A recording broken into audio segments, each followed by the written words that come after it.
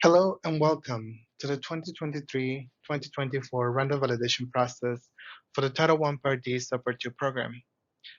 This presentation will discuss the selected program requirement for the Title I Part D Subpart 2. We will go over the documents that the LEA will need to participate in this process, as well as the items that the TEA staff will review.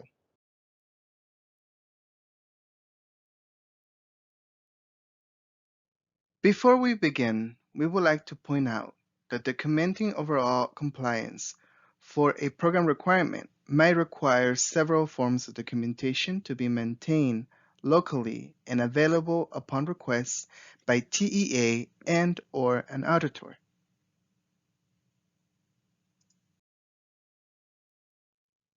To ensure overall compliance with program requirements, LEAs should refer to the program guide and/or other program-related resources that reference the multiple forms of documentation required to be maintained locally.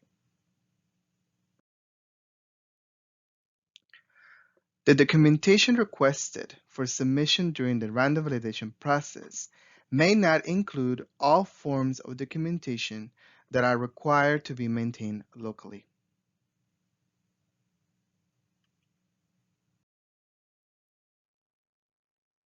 Here we have the chosen program requirement for the 2023-2024 random validation process. The formal written agreement is a requirement that states that LEAs must have a formal written agreement with each local facility served on the Title I Part D Subpart 2. This agreement addresses the program provided by the LEA as well as the responsibilities of the facility. In order to demonstrate compliance in the 2023-2024 random validation process, the LEA will submit the set of documentation to the Title I Part D Subpart 2 submission packet.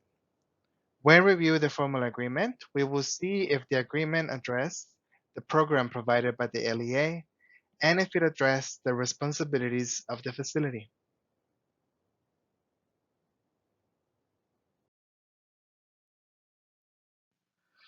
Thank you so much for your time and attention. If you have any questions, please reach out to the Program Director, Gerardo Ramirez, whose contact information is listed, or the Federal Program Compliance Division at the number and email listed.